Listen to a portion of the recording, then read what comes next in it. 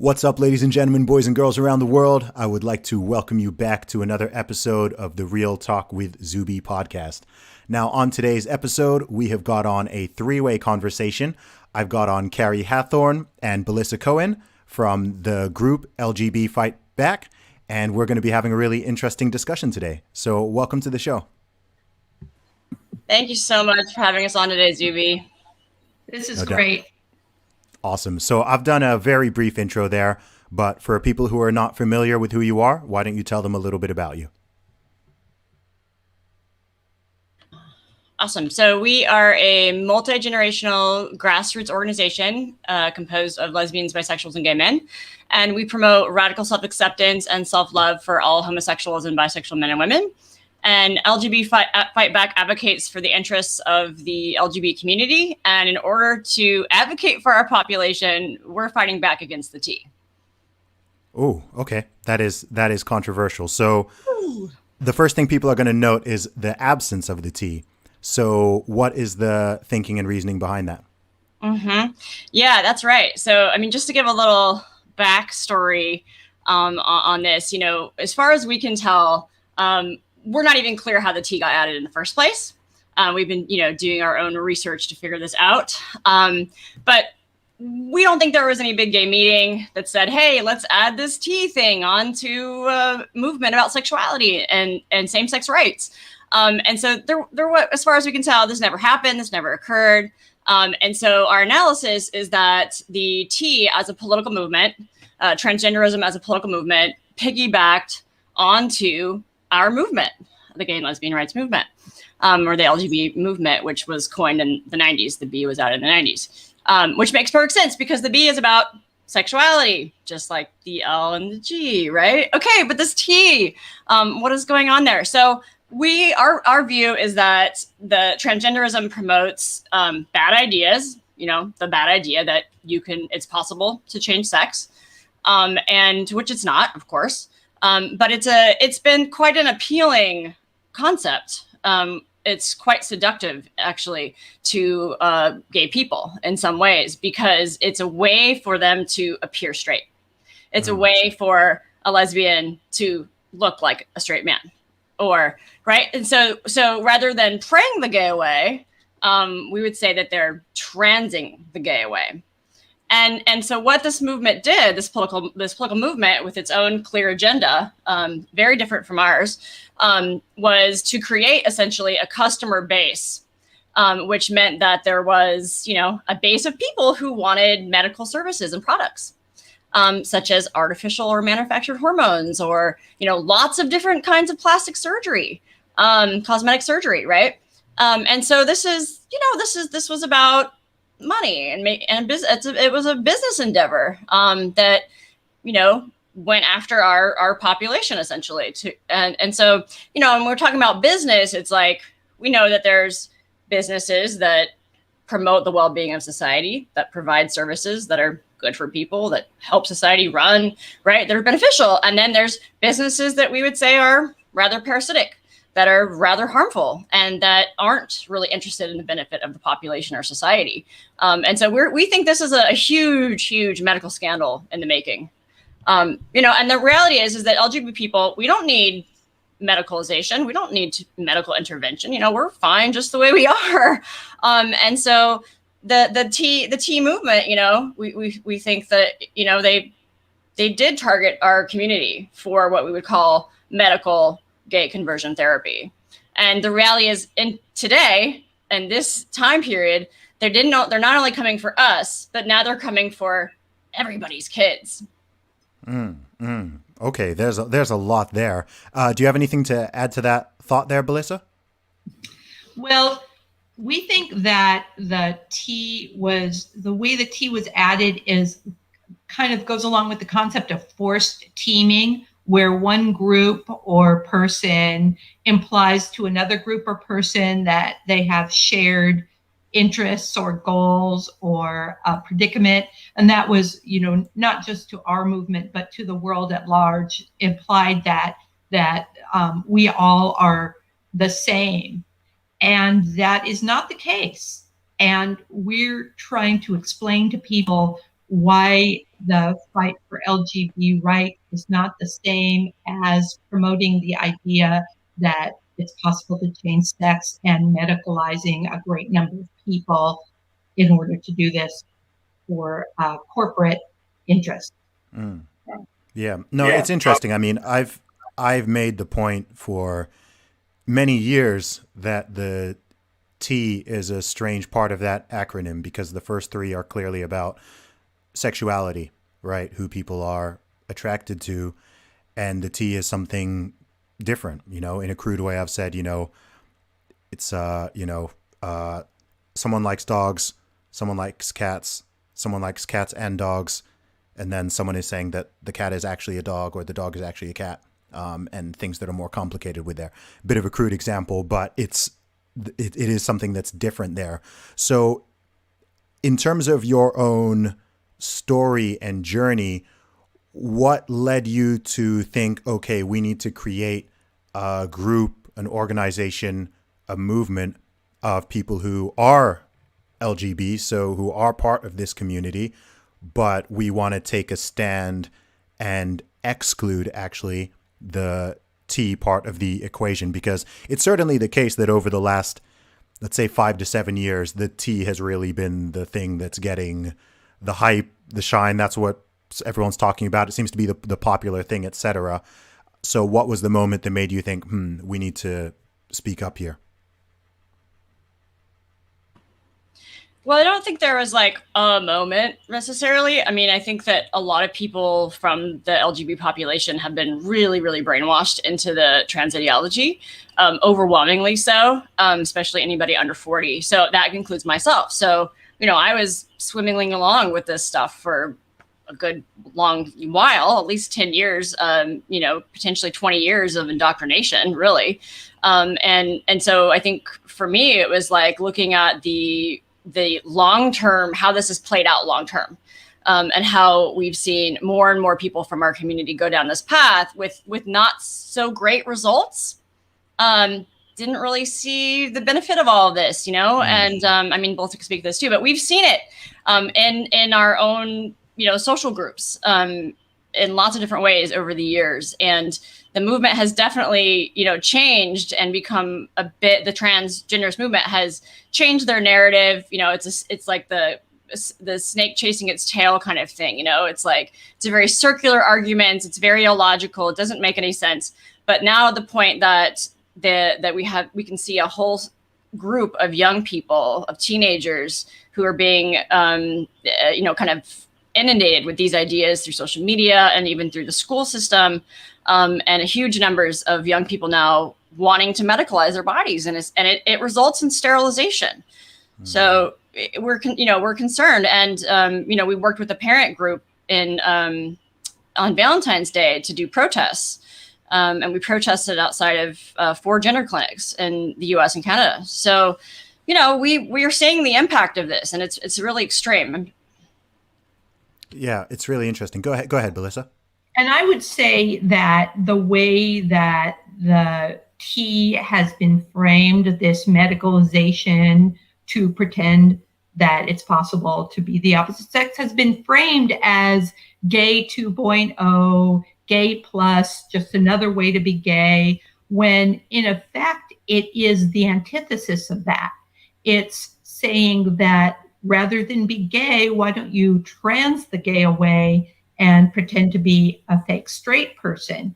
So the perception of what the public has been sold is very different than the effects on LGB people. And it's creating havoc in LGBT communities for a number of reasons, which is why we really saw that there was a need to promote what we say radical self-acceptance and self-love for LGBT people, because we saw that without that, we're prey for anybody who can say you can opt out of this and possibly, which really doesn't work, or you can pretend to be straight, which really doesn't work. You end up with just a person with cosmetic surgery having same-sex relationships.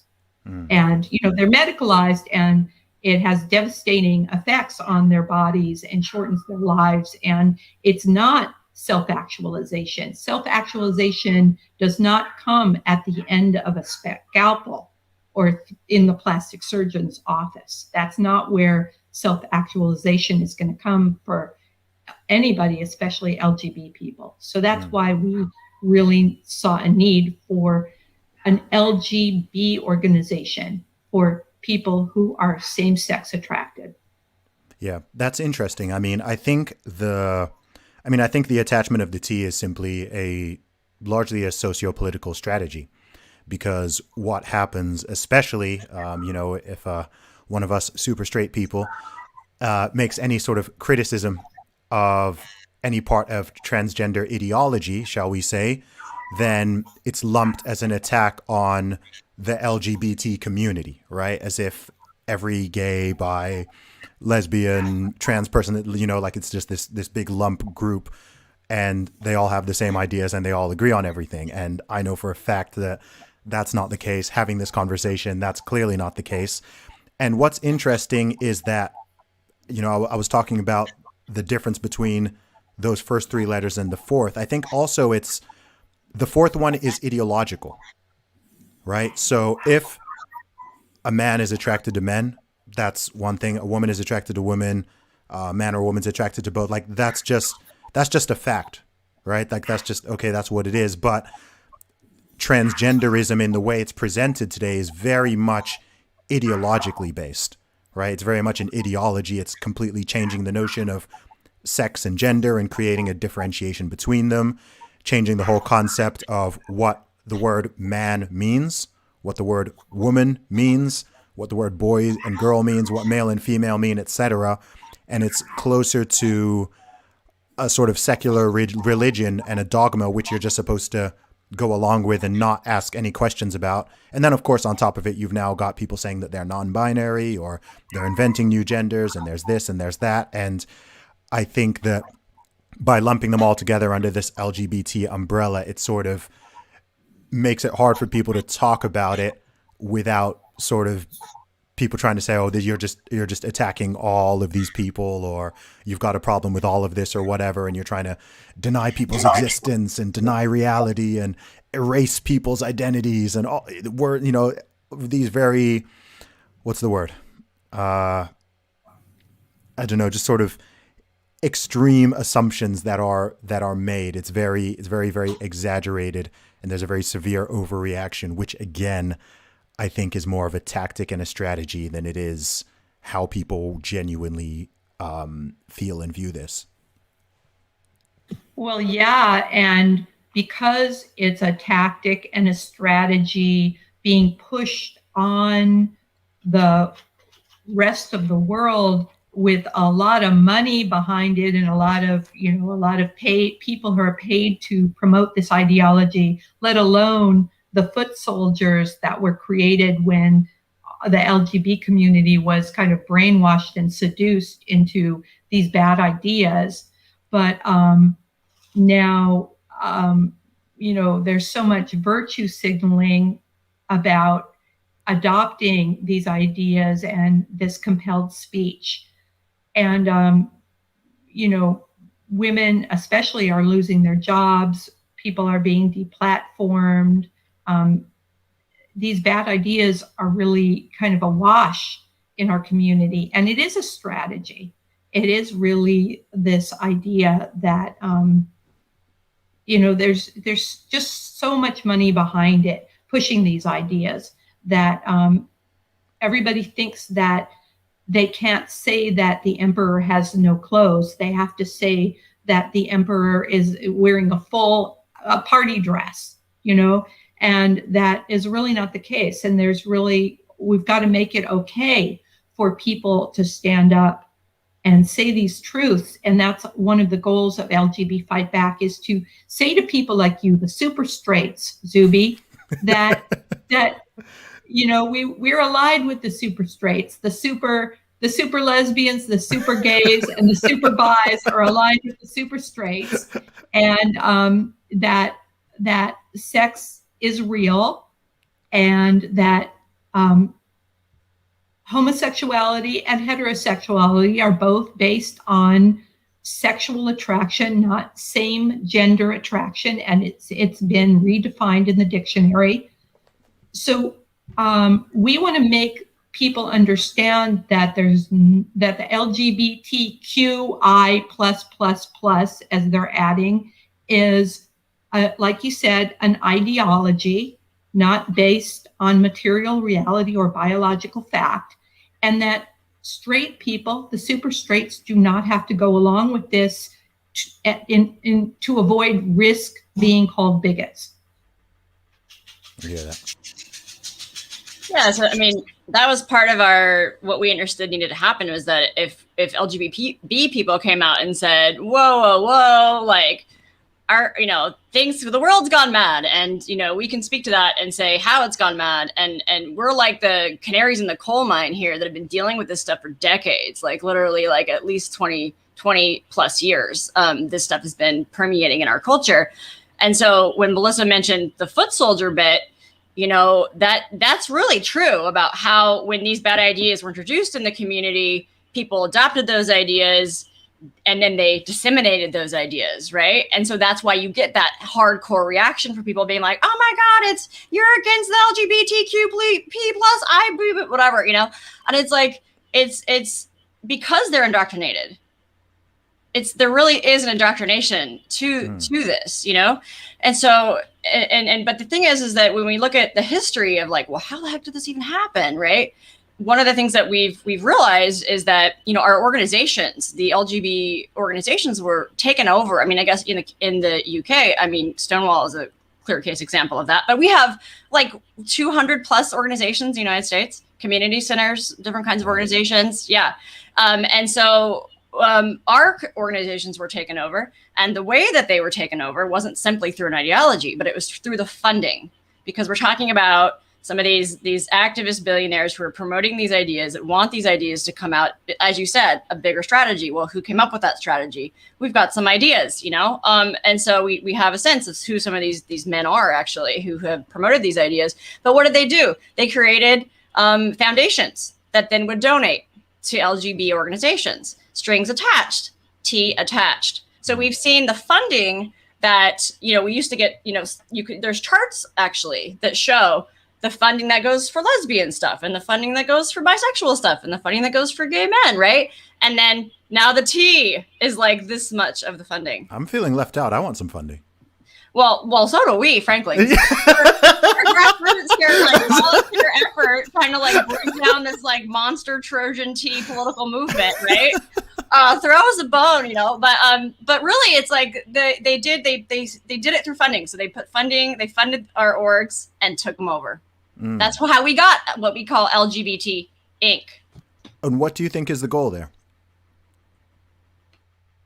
Well, we see the goal. It's really about a corporate vision for mass profit, which is there are these activist billionaires who are massively invested in medical technology and big pharma, which is the biggest lobby in the U.S. is the medical lobby. I don't know if you're aware, but because we don't have a national health system. And, it's not saying that's better or worse. And we're not saying that all profit is bad, because as Carrie said, there's businesses that promote health and well-being, and businesses like the idea that you can medicalize people to pretend to be the opposite sex, especially children, which we don't think is promoting health in society, or, possibly creating a lot of issues down the road. But there's these activist billionaires who have a kind of a stake. Some of them are men who perceive themselves to be women, and they take the money from some of this medical profit and put it into their foundations. And then they take the foundation money and they seed transgenderist causes all over the world, and especially in the US, like one of them is called Arcus Foundation, which funds the ACLU, which is, very powerful in changing laws, and National Public Radio, NPR, just for a few. They give money to universities to chair programs in transgender studies. And so, there's different tentacles which promote these bad ideas in all areas, media. There's a lot of things going on. And, promoting health is a really good thing for medical corporations to do, and educating people on how to be more healthy. But we don't think that this is a really positive or progressive thing to promote, the idea that you should put children on drugs starting very young and create a medical patient for life. We have heard that each child that is put on these drugs like puberty blockers and wrong sex manufactured hormones is $1 million client for these this ideology for profit. Mm-hmm. So what's really the point of this needless medicalization of perfectly healthy children and vulnerable adults? We just don't see that perfectly healthy children need to become lifelong medical patients so that a massive corporation could make $1 million. Yeah, the stuff involving children is very, very, very disturbing. Very disturbing, especially when you consider what the longer term implications may be. I think we live in a society where a lot of people do not think past first order consequences. They don't think of the second, third, fourth order consequences, right? So if a child, the biggest question to me is, okay, if you're talking to one of these people who I'd say are bonkers, who thinks that a child, a minor, should be able to make such decisions, then the obvious question that comes to me is, okay, well, if a child can consent to that, what else can a child consent to? Right? That's opening a gigantic, very uncomfortable Pandora's box. If someone is telling me that a 5-year-old is, why don't we let 5-year-olds drive? Why don't we let them vote? Why don't we let them get tattoos? Why don't we let them do, right? The obvious answer is because we recognize that adults and children are different. They have different brain capacities. Your brain's not fully developed until you're even 25. I mean, if anything, 18 might not even really be a full adult yet. So when people are pushing these ideas, I'm just like, oh my gosh, like, how have we gotten here? Like, how is that considered, whether you're progressive or liberal or conservative, whatever? I'm like, this shouldn't even matter, right? It should just be a no. Like when you're talking children, adults, okay, whether or not someone agrees with the ideology or they think it makes sense or they think it's good or bad or whatever, I think most people are kind of like, look, if that's what someone wants to do and they're a mature adult, okay, that's their choice. Like, I might not like it, I might not approve, I might think it's weird, whatever, but if that's what they want to do, fair enough. But if you're talking about children and the way that it's become this sort of trendy thing now, it seems, when you're seeing these parents coming out in the UK and Canada and USA, and they're like, oh, I'm the proud parent of a 3-year-old trans kid. And I'm just like, what are you talking about? That's like having a vegan dog, right? Like, we know who's making the decisions here. Yeah, well, one thing that we really want your audience to understand, Zuby, is that when these kids who are non-conforming to sex-based stereotypes, which are the kids who seem to get caught up in this medicalization by their parents, which is, boys who want to wear purple, sparkly things or like mermaids there's nothing wrong with men liking purple. There is not. And I love a man in pink too. Let's just please. Well, I don't know about pink, but some men look great in pink. Are you serious? Pink shirts, yeah, pink collared shirts. Yeah, yeah, exactly. Looks dope. There you go. Color doesn't have a gender, guys. Come on. Let's liberate the colors from this construct. Yeah, it's like, and back in the day, girls weren't supposed to wear pants, you know, and so little, you know, it's just times, it's always just, you know, it's just fashion. So, but little girls who might hate frilly dresses and, you know, want a short haircut. They're obviously boys. Obviously, aren't they? So, you know, that's a good reason to put them on strong drugs for the rest of their lives because they like short hair. It blows my mind that it's sorry, I'm just, as we're having it blows my mind that this is even like a conversation topic. I mean, even it's crazy because I think even 10 years ago, if you told people like, okay, this is where things are going to be in 2021, they'd just be like, what are you talking about? Like, no, come on, that's silly. And now you're just seeing it. And it's, I mean, you've both been talking about the funding behind it, but it's so obvious that it's funded. It's obvious that there is an agenda and that this is really being pushed in schools, in universities, cartoons, television, on Netflix, on social media, etc. I'm just like, man, this is weird. This is just weird.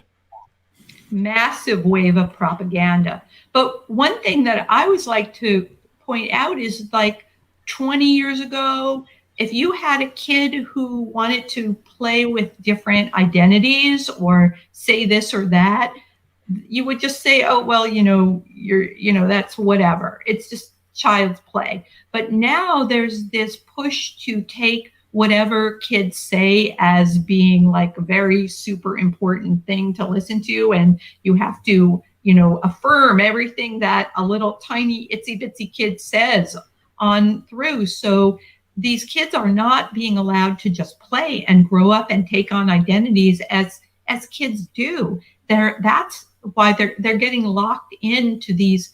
We didn't have medicalization 20 years ago. Now it's the option. So let's use it. And I think there's the issue with parents, either virtue signaling, or some say it's a Munchausen's situation, or just trying to, you know, not be seen as bigots in a weird way, or homophobia. They would rather have a fake straight kid than a gay kid. There's issues of that. But, you know, we want to say that these kids who don't conform to what we consider sex-based stereotypes, girls wearing frilly dresses, boys playing with trucks, if they the kids who don't do that, we don't want to sexualize kids. Kids do not have a sexuality, but these kids, very often studies have shown, if not affirmed as the opposite sex as children, they grow up and desist around the end of puberty and become gay and lesbian. The great majority of them are gays, lesbians, and bisexuals. Not all of them. Some of them are straight. Mm-hmm. But so in that way, they're transing the next generation of LGB people. So that is a lot of why LGB Fight Back has a dog in this fight, is because if you trans the next generation of our communities, like, who is going to make gay culture? Who is going to write gay theater? Who is going to be there for us to mentor and to, you know, help us get old? You know, we need to keep this generation, you know, intact and not medicalize them and get them to seduced in the idea that they can pretend to be the opposite sex, so that there are healthy, happy gay people for years to come. We need fashion. We need engineers. We need, you know, musicians. We need these people who have always created culture in the world.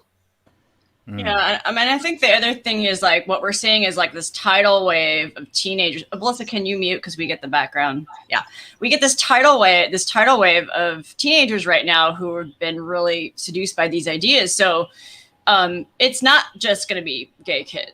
These aren't just, and when we say gay kids, okay, let's clarify this, because we got some pushback for putting on our signs like, stop transing gay kids. Well, first of all, we were working with a parent organization, okay, those are their kids that they were talking about. Don't trans our kids.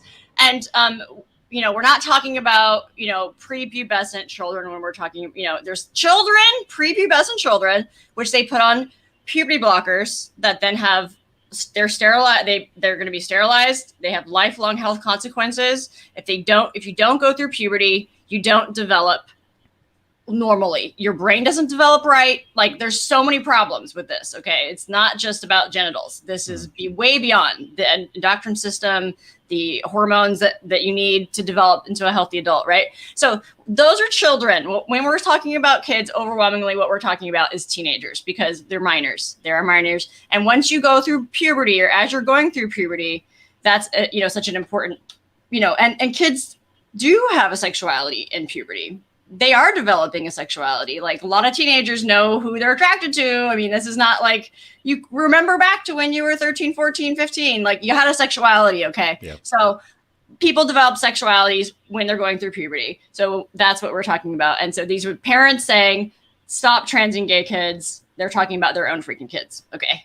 Just for clarity's sake here. I get it. Right. But the thing is that what we've seen, and, having talked to lots and lots of parents, is that a lot of these kids start to identify as trans right around the age of puberty. The onset, 11, 12, is really common. And what I think is going on here is that, well, what happens in puberty? It's freaking uncomfortable. Your body you're changing from this like non-sexed being to a sexed being. And there's so much discomfort that happens with that. And so some of the creepy grossness of this transgenderist movement is like telling children, these edging into puberty children, right? That it's like they're selling them this idea that because you're uncomfortable, it must mean because you're not actually a girl, you must be a boy. It's not because you're a boy, it's because you're a girl. That's why you're uncomfortable. So essentially they've medicalized, in a sense, they're medicalizing puberty. They're telling kids, what's wrong with you isn't that you're going through puberty. It's that you're really the opposite sex. And you get to choose. You get to choose which sex you're going to grow up to be. Like, how big of a fantasy is that? Or you could be neither, or you can make up your own. Well, that too. Yeah. You could just, yeah. It's interesting. I mean, another thing that's really interesting about it all is that, somewhat to what you've alluded to already, is that there is also a sort of homophobic element to it all. Right? Where you're sort of saying, oh, this girl likes trucks. Oh, she's obviously a boy. Right? Or this boy likes... It's weird. It's simultaneously, it's got like sexist elements and homophobic elements actually in itself. Or you're saying, oh, this boy, he's playing with his sister's Barbie. That means he's actually a girl. And we need to put him on some chemicals or like, do something to his body or whatever. And it's just like... on multiple levels, it's just like, what is going on here? And then I think the scarier part for a lot of people is, I think this is just a topic that it's considered so taboo, right? Unless your position is just like, yeah, it's great. Let's just roll with this all. Let's do this. Let's trans everyone. Let's invent infinite new genders. Let's throw pronouns everywhere. Let's just make up our own fantasy land. If that is not your position, then... and it's not most people's positions, by the way, like vast majority of people are not on board with any of this, but it's very few people who are willing to say, no, we're not doing that. And when you're seeing, obviously something that brought me to fame was, of course, me breaking the British women's deadlift record after identifying as a woman to highlight the absurdity of some of the stuff that's being pushed. So obviously women's sport has been one of the big sort of battlegrounds for this, and it blows my mind that this is a conversation, right? You're just thinking, what is going on here? It's so ideologically driven and so anti-science and so anti-common sense, right? Just this notion that, oh, like any man can just say that they're a woman and boom, they're a woman. And not only that, but we must also allow this person now to compete in biological women's pro sports. You're just like, it's just layers of stupidity and cowardice. Actually, I have to say, I think it's cool what you're both doing with this, because it's, I think it's one of those issues that it's very much been framed on this political line. It's almost been framed as if it's like straight versus LGBT as a whole, or it's conservative versus liberal. You know, it's just these mean conservatives don't want people to live their lives, and they don't want it. And it's just like, this should not be a conservative battleground. This is just like common sense. I'm not seeing a lot of people out there saying, oh, you know, we want to be hurting people, or we want certain people to be discriminated against, or we want people to be, you know, live rough lives. No, let me not say nobody, barely anybody is saying that or promoting that. Most people are very much live and let live, at least in the Western world. But I think with all of this stuff, if anything, I think it's actually creating more animosity and tension, perhaps, that otherwise wouldn't be there, right? Like let's be real, trans people are very rare. Most people don't know anyone who's even trans. But when people start seeing these issues coming where you're seeing biological males competing in female sports, then that's something that flags up as a red flag for a lot of people. And they're like, wait, what the heck is going on? When they're starting to push surgeries and hormone blockers on children, people are like, wait, what's going on? And it makes people go, oh, okay, like, you know, people paint with broad brushes sometimes, and it can easily make them go, okay, all these people are just crazy. And I think even the trans people that I have spoken to, the people who I do know, because I have a very big audience, so I know people of all sorts, they're not on board with it either. They're just like, no, I just want to be left alone. I don't want to be hurt or attacked or to be discriminated against. But this sports thing is silly. Like, this is a bad idea. And this whole thing with children is stupid and it's dangerous. Like, they're generally on board with that. But there are just these activists who, most of them are not even transgender. Most of them are not even trans, but they're just the ones who are sort of speaking on behalf of the movement and for everybody else. And yeah, I don't know. It's pretty crazy, but it's really interesting to see some pushback coming from within the so-called community, which I know isn't really a community. Well, one thing we like to say is that there really isn't so much a left or right anymore on this issue. There's just common sense. And, you know, this has, in our country at least, has been framed as the Republicans are against these poor, oppressed people, mm-hmm. and the left is pro these poor, oppressed people. And, you know, the coverage is completely fake, I would say, fake coverage. The framing of this issue is fake. It's not at all true. There's many progressives, especially women, who see this movement for what it is, the transgenderist movement. And there are many Republicans who maybe aren't so victim of compelled speech, that they are maybe a little bit freer to speak up. And that's why you hear more Republicans. But Carrie? Yeah. Well, meet yourself, B. I mean, there's, like you said, so much there, Zuby, that we could speak to. You know, there's a lot to unpack on that one. But, you know, I think when you mentioned starting off about how this movement is, you could see signs of how it's like homophobic or it's anti-gay. And it certainly is, because, you know, we would argue that trying to trans the gay away is absolutely medical conversion therapy, right? I mean, that is extreme medical conversion therapy, right? Like, trying to change your body to appear as the opposite sex is, you know, that's like making people look straight in the streets, kind of, right? But not in the sheets. You know, so, right? I mean, we're gonna know when it comes down to the sheets, like, people are gonna know what's up, right? So, I mean, but it is absolutely homophobic. I mean, it's absolutely homophobic. We call it, you know, woke homophobia, because it's so woke, you know. Mm-hmm. And it's true that the woke mob, you know, is mostly coming from liberals. That is absolutely true.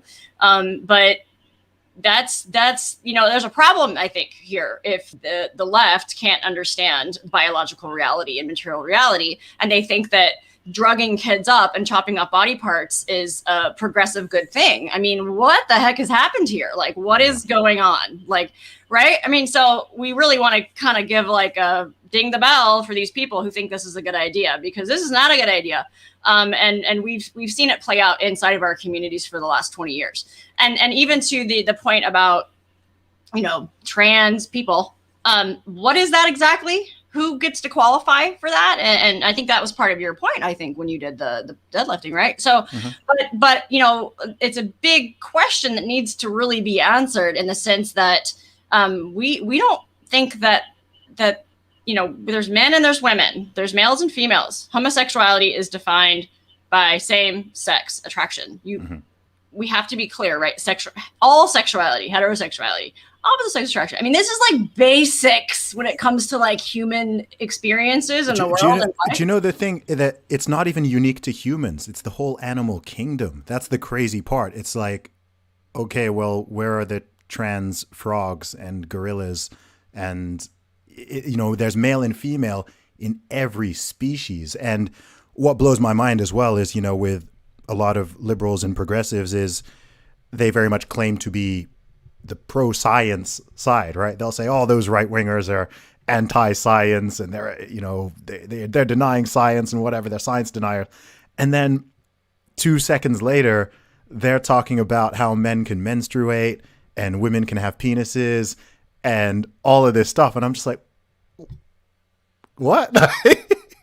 You know, like, look, if someone wants to, like I said, if someone is a grown adult and they've made a certain decision and they want to live or present themselves in a certain way, you know, if that's what you want to do, whatever. Certainly from like a legal perspective, social perspective, I'm like, look, whatever, man, like, don't hurt people. And people aren't really, very few people will bother you. And if people are bothering you, then any decent person, whether they're conservative, liberal, whatever, will stick up for you, right? It's just that we have to acknowledge reality. If we can't acknowledge reality, or people are being forced or compelled to alter language, alter reality, and live in what is essentially a delusion, then that's a really dangerous place for a society to be. Well, one thing that I would like to point out is that the idea that medicalizing yourself, amputating your genitals, becoming a lifelong medical patient, creating massive health issues in every system of your body, and possibly shortening your life, the idea that that is a good idea for some people and some people benefit from this is not true. It's not an inherent thing that is true about transgenderism, that it helps some people. Maybe it's a strategy that some people use to avoid dealing with, you know, something that they want to avoid dealing with, but it's so devastating to everybody who does this. And the idea, there are these people that are true trans who really, really are, you know, great examples of transgenderism working. Like, they're primarily homosexuals, the people that have extreme plastic surgery, body modification to pass as the opposite sex. And everybody says, oh yeah, you're really trans, you really are the opposite sex, and or whatever, a good approximation of the opposite sex, so well that we'll accept you and we'll use opposite sex pronouns for you, and we'll, you know, give you a platform to talk about how great it is that you know, this is good for some people but bad for children. Those are homosexuals, not the heterosexuals that everybody complains about, that are, you know, LARPing in women's bathrooms or whatever. So this is harming our community, the LGB community, when people, especially straight people, think that this is stunning and brave, that somebody's done a complete body modification. They no longer have genitals, or they have artificially created, you know, parts, breast implants, whatever. You're hurting homosexuals by saying that you were so imperfectly a man or so imperfectly a woman that, yes, you really were right to opt out of biological reality into this delusional landscape where people are going to confirm your delusion by using wrong sex pronouns for you, and saying, oh, but you're the real kind, not those other LARPers. So we just want to say that like, this is harmful. This is harmful even for people who pass. They have massive medical problems. We're not talking about the social problems. That's a separate issue. We're talking about the shortened lives, the cost. When you say shorten lives, you've mentioned that a few times. Why does it shorten one's life? I'm not familiar with that. Well, the testosterone that women take, first of all, create osteoporosis in young women, the puberty blockers in wrong sex hormones, and young women are getting severe osteoporosis, something that's not supposed to happen till your 50s or later. After 5 years on testosterone, you have to have your uterus removed. It causes vaginal atrophy. It's very hard on the body, not only to not have the hormones that all your cells are programmed to get for function. Sex hormones they're called sex hormones, but they don't just affect sex. Yeah. They affect your brain, they affect your bones, your muscles. So if a man isn't getting testosterone or a woman isn't getting estrogen, the body deteriorates. This is really not okay. And that's why people who don't want to be perceived as the opposite sex often have to take supplemental hormones just to keep their body processes functioning. Gotcha. And beyond that, we've looked at the market research for transgenderist surgeries and medical procedures, and it looks like down the road they're expecting a lot of medical issues that they don't even totally know, because so much of this is experimental. But in terms of cancers, in terms of there are heart issues for women who take testosterone. They have very bad coronary issues.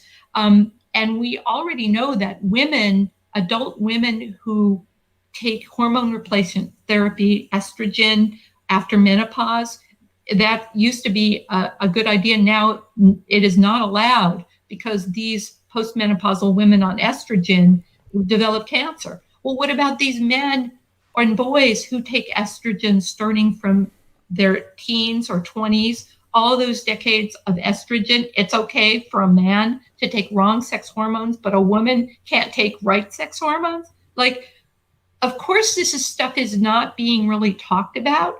So the implications are way bigger than anybody even has the information to discuss, is what I'm saying. Yeah. And the other thing, so that's the medical side, that it's not good for people to do this to their bodies. This is so experimental, and so and toxic, essentially. And also, to mention suicide rates, this population has a very, very high suicide rate, and that's whether or not they medicalize. So there's something going on there, so therapy. Hello. Can we do something to help people heal? Rather than, oh, sure, you just need a script. Just go on T. Just go on estrogen, right? This is not right. This is really not right. So, but the medical stuff aside, right, the social impact also is a big deal for us as a population, and for LGB people who are doing this, because the way that these ideas have permeated, and even if we say, oh, that trans person, or we're using the wrong sex hormone, wrong sexed pronouns, the way that this ideology operates is it needs conspirators. It needs other people to go along with these bad ideas to feed it and to keep it in place. So anytime we affirm these bad ideas in any way, by calling a man a woman or vice versa, or right, anytime we do that, that feeds it. It feeds the delusion. It feeds it for that individual, but it also feeds it for society and in the culture. And one of the things that's been recently studied among teenagers, and I think if we think about how when you're a teen, like people are looking to their peers primarily for influence, right? And so we know that there's like what they're calling a social contagion, that this transgenderism bit is now a social contagion. And with social media, it's like way beyond like the social forces that are moving kids this direction than when I was a kid, right? Because we didn't have social media. So the influences are great. And so we see that the social contagion bit is like whole groups of girls, yes, for example, will do this now. And girls are more susceptible to it, right? Yeah, at this moment, it's interesting because in the past, like 10 years ago, it was more 10, 20, 30 years, it was more men who were doing this. And now the biggest group is teenage girls. I think that's because of the social contagion factor, because teenage girls are generally, teenage boys can be influenced as well, but just due to the very differences of male and female, females are more likely to be influenced by that kind of thing. Similar, even if it's same with anorexia or something like that, or even just basic fashion, just clothing. Girls, women are just more, more social in that sense of like, okay, let me fit in with this group or tribe and see what these other girls or women are doing, and I'm going to go with that. Whereas boys tend to be a little more, just different. We're just wired differently. Right. So anytime we play along with these ideas in any way, shape, or form, that reinforces this social aspect of this, which means that more people will think it's a good idea, more people will move toward it, more people will medicalize, and more people will get sick. I mean, this we take healthy people and we turn them to be ill. That's what this does. Yeah. But it also erodes the social fabric of society. I mean, I think that's one of the big issues here. Like, what is this big strategy behind it? What is really the goal of this thing? Like, it's so destabilizing to go around pretending that a man is a woman. Mm-hmm. It's incredibly destabilizing. And look what it's doing to kids in this younger generation. I mean, it's all around. Like, we just have to say like, no, full stop. No, there's no such thing as trans people. What is that? What is this? Do we just create like a new category of human? Like, I'm sorry, like what? Like, Belissa, I mean, maybe you have something to say about that. Well, yeah, are we creating new categories of people, like trans people, non-binary people? Like, well, what about people who tattoo themselves green from head to toe and to give the appearance of scales, and like have their ears removed and split their tongues so that they appear to be lizards, and that they want people to claim that, like, go along with their ideation that they're lizards? And what about people who file their teeth pointy? Are they now pointy tooth people? Or what kind of extreme body modification are we going to accept to create other avenues of difference when we're all biologically male or female? And what kind of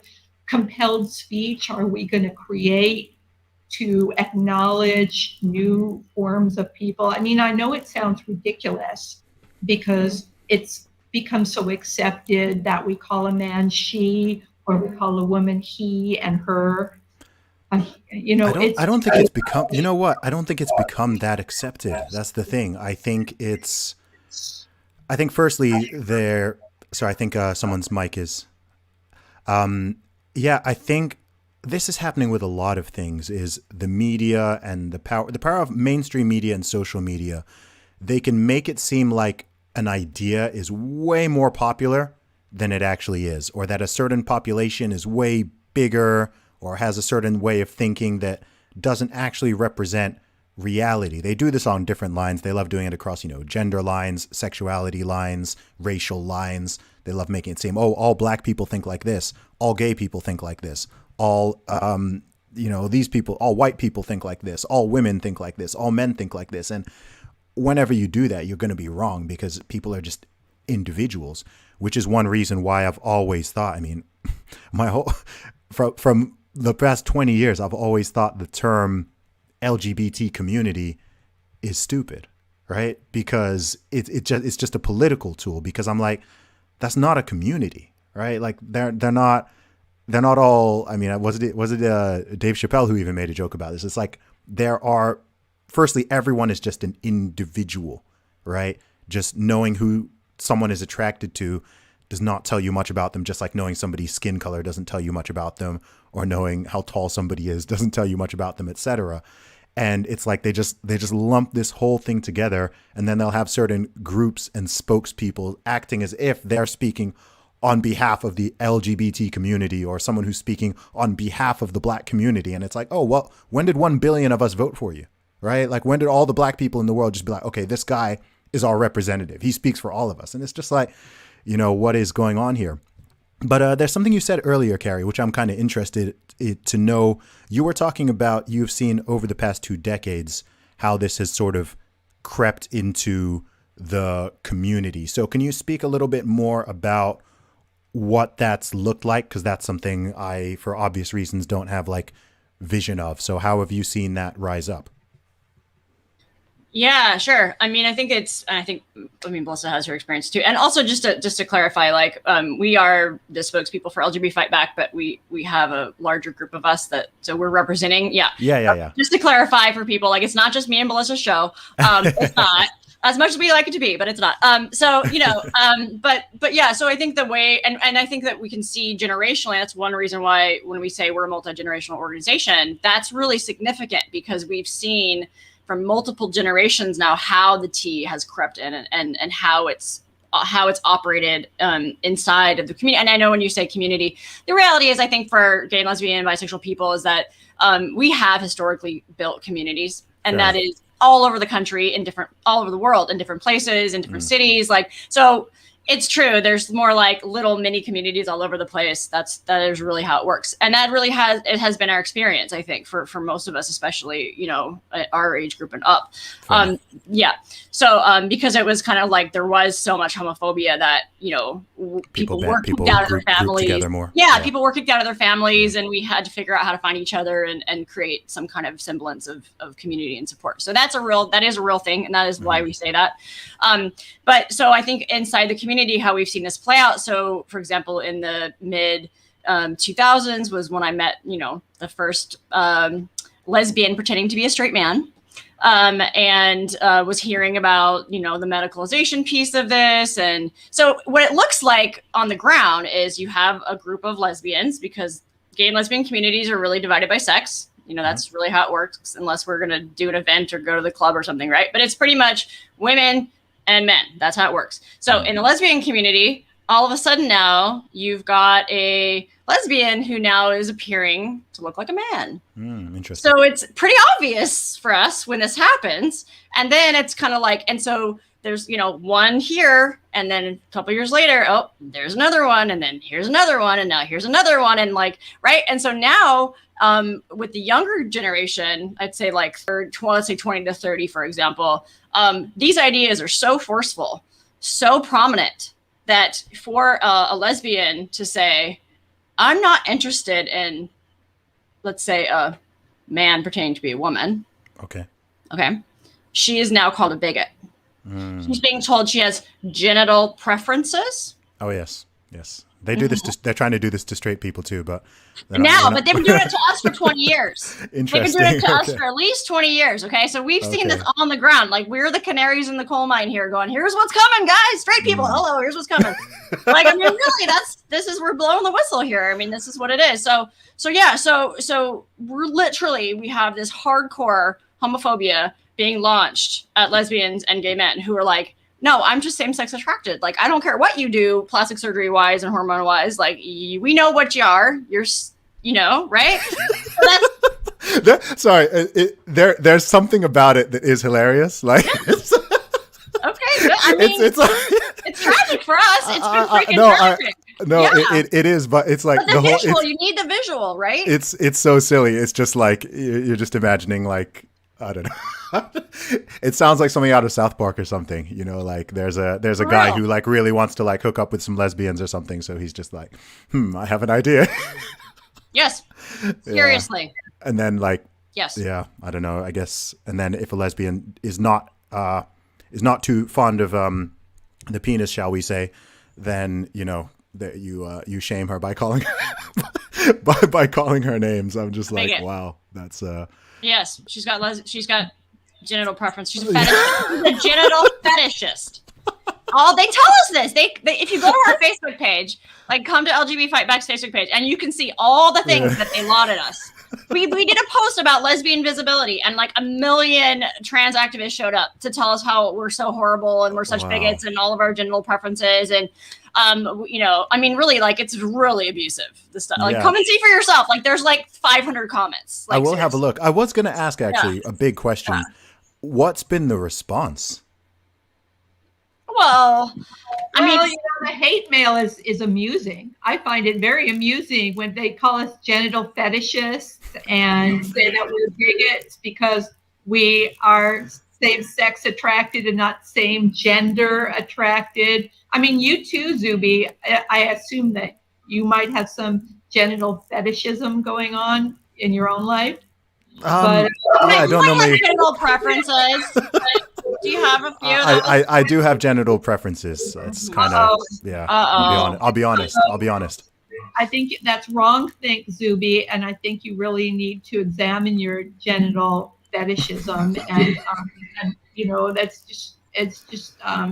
maybe you could have the Stonewall come in and re-educate you and your staff for to teach you what is correct. Yeah, I mean, check your cis privilege here. Come on, your cis hetero privilege, Zuby. Oh, we're Belissa, I think you might need to mute your mic. There we go. Yeah, so it's that cis hetero privilege, I mean, you with your genital preferences. It's so bigoted to have genital preferences. Look, I'm an open bigot here. Well, so are we apparently. Do you sometimes just think like the West needs more problems?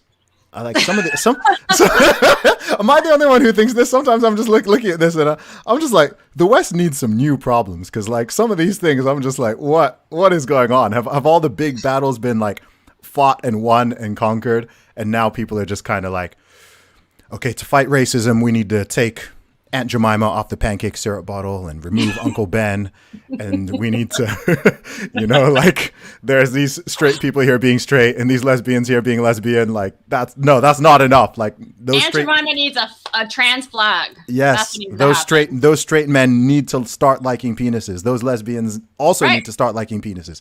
It's just, that's sports. Exactly it. Okay, we've had women's sports. That's all been running well for the past several decades, and that was cool. Now women can compete in sports, etc. And that's fair. No, that's not good enough. Okay, we need to start. It's weird. It's because people call it progressive, but it's genuinely regressive in so many ways. It's like you're undoing.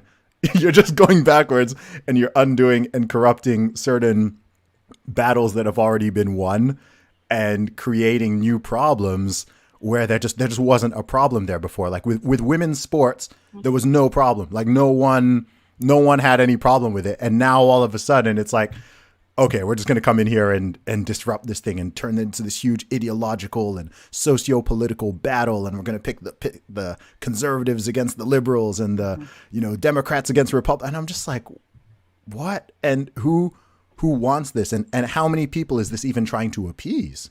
Right? Like how many people are even affected by this thing? Can it not? And no one is saying, oh, trans people, people who call themselves trans. No one is even saying, oh, they're not allowed to do sport. No one is saying that. You're just saying, okay, if you are biologically a male, then you can't compete against women. That's it. It's not even the other way around. It's not even the other way around. These men competing in women's sports, like, just aren't very good, aren't good enough to compete with the men. Okay, I take that personally.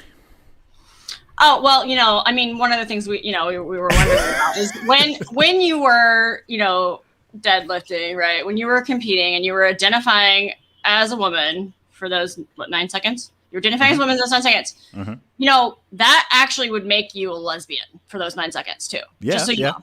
Yeah, I'm aware. Just want to be clear. Just want to be clear. This is how this works. This is how this works. So, Hey, I'm part of your community too sometimes. Super Welcome, sister. Welcome, sister. I can join the movement now. Awesome. I love this. This is cool. Like you can just be anything you want. It's great because I'm personally, I'm not trans. I'm gender fluid, so it's different for me. So when I deadlift, when I'm going for those records, in the heat of the moment, I just feel differently. I can't really explain it. It is convenient. I'll admit that, but it works well. Mm-hmm. Yeah, those magical feelings, that magical woman feeling. I've just been waiting for someone to explain it to me what that magical woman feeling is. You know, is there a magical man feeling? I would really like to know if there's a magical man feeling. There is, but if you want to feel it, you need to get over your genital preferences. Ooh. and on that note, that was not appropriate. Anyway, we can roll with a little inappropriate. I mean, people are so. This is such a serious topic, and like, oh my god, if you like have a sense of humor, like, you know. So I mean, we're trying to have, you know, interject some humor in this whole thing, but it is really serious, and it's true that who is this affecting? It's a small population, but I'll just say it's really, really affected our community, LGBT people. It's very, very much affected us, and to the parents who are dealing with this with their kids, it is very, very much affecting them. It is like tearing these families apart, you know? So, you know, and that was part of why, you know, they're being called bigots. And actually, the vast majority of the parents that we've worked with and been in contact with, like, they're not anti-gay. Yeah. They just want their kid to grow up to be a healthy kid, a healthy young adult. Yeah. Yeah. Do you think we really want kids to grow up, the chance to grow up and enter adulthood in healthy bodies? That's really the message is don't decide these kids, you know, don't medicalize them and cut off all their choices before they're old enough to make their own. Yep. Which sounds totally reasonable. Totally reasonable. Do you think that future generations, do you think future human beings are going to look back at this time period and just think, what the heck were they doing? Like, what was that? What were they doing there? Aren't we already doing that? We're already starting to do that. True. We're already starting to do that. True. And yeah. I just think it's still early, right? It's not with some of these so-called trans kids, etc. It's not going to be until later down the line, though. Really, it's not going to be until a few decades where you're going to really see some of the impact of this, right? People are being rendered infertile. People are, you know, just having all sorts of experimental, you know, realistically just experimental procedures done to them. People are being not forced, but they're being pressured to make adult decisions when they're not even at the age of consent. We already know that there are people who are, you know, what they call detransitioners, who have said, oh, this is not what I wanted to do, or I was pressured into it, or I've changed my mind, etc. And these are still people generally who are very young. And I don't know. It's weird. It's also weird to me because it is such a Western phenomenon, right? You look at the rest of the world. This isn't something that's, if it were happening all over the world, then okay, maybe it would be harder to argue that it's like a social contagion or something that's been propagandized. But I'm like, okay, well, if this is legit, then why is this not everywhere, right? Like we know, look, there are homosexual people everywhere. In some places it's more open and more tolerated than others, but we know, okay, like throughout history, every country in the world, there are people who are gay. Like we just know that, right? But I mean, there was something I tweeted I think last year and it went viral, and I said, the more successful a country is, the more genders there are. So like this is exclusively something that's happening in certain countries, especially here in the Anglosphere, UK, Canada, USA, Australia, New Zealand. But yeah, in other places, it's just, I don't know. It's not, they're not even having these conversations. They actually are starting to have these conversations in other countries. Yeah. Well, I mean, what I'm saying is we're exporting this ideology and these medical practices globally.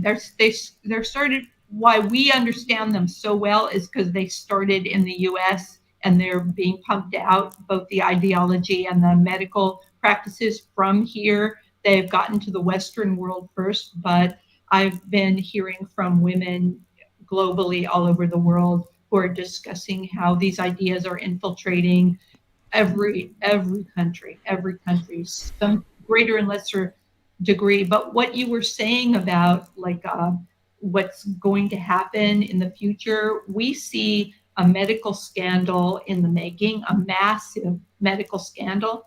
And one thing that I've been saying about the boys that LGB Fight Back has been seeing when we look at this medicalization and talk to these parents is that in the 300 child gender clinics that currently operate in the U.S. child gender clinics, so-called, up from 50 just a few years ago. It's extremely lucrative, and that's why there's this massive proliferation. We're creating an army of boys who've been put on puberty blockers, and almost 100% of those affirmed and put on puberty blockers proceed to wrong sex manufactured hormones. And whether or not they persist in wanting to be perceived as the opposite sex or go back to wanting to be perceived as males, they are going to be left with a toddler-sized penis. These are adult men with a toddler-sized penis from being put on these drugs, whether or not they stay that course.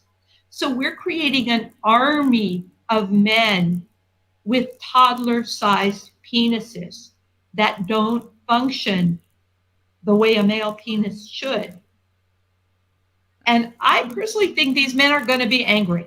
Women are going to be angry, and men are going to be angry. Yeah, and we're already dealing with massive problems with sorry, Belissa, I think you might need to mute your mic again. I'm getting the echo. I was going to say, I mean, in the West in particular, are already dealing with major problems with drops in testosterone and sperm counts. I mean, yeah, I don't know. The reproductive future of the West is in trouble if certain things do not get reversed. I don't think people are really. Well, I guess some people think that's good because you have the people who think, oh, the world is overpopulated anyway. I'm certainly not in that camp. But I think that a lot of people just aren't even aware of some of these things. I mean, sperm count and testosterone levels are about 50% down in the last 4 decades or something like that, which is insane. They're dropping by 1% per year. 1% per year on average, which is totally insane. And then when you couple that with what you're saying, I'm just like, this is when the conspiracy theorist in me starts going off, and I'm like, okay, there seems to be some sort of agenda going on here. Yeah, it's crazy. But hey, I'm looking at the time. This is a really, really interesting conversation, and I've loved having both of you on. You've been so candid and honest and open, and we've talked about serious stuff, but it's also been a lot of fun. Where can people find you online, and where can people find out more about LGB Fight Back? Yeah, so go to lgbfightback.org. We actually are reworking our website as we speak. It's in the works for a brand new website. You can find us on Twitter. You can find us on Facebook. You can find us on Spenster. You can find us on Tumblr. So yes, please follow us. Go check out these conversations we've been having. We were called faggots on Twitter, by the way, because it's perfectly okay to call LGBT people faggots in 2021. And so the post is still up. This video is now demonetized, but yeah. It was fine for Twitter. What do you mean? Twitter's perfectly okay with it. So, yeah. But come check it out. Come see what people are saying to us to get an inside peek of what has been happening in our community and what could be coming for the super straights if y'all don't start speaking out even more. So thank you, Zuby, for having us on and for your fun, snarky comments online. We love it. We love snark. And it's so important. We're speaking out to say that no, actual, this isn't about the LGB. Don't lump us in with the T. We aren't the same. We aren't the same. And so yeah, if anybody needs backup, political backup, come talk to us. We got your back, and we love to see more people speaking out about this. So we appreciate what you've been doing. Awesome. Thank you. It's an honor to have spoken to the strongest woman in the UK, Zuby. Again, thank you, sister. No doubt. Much love. I'm not scared. Put some respect on my name. Sick like a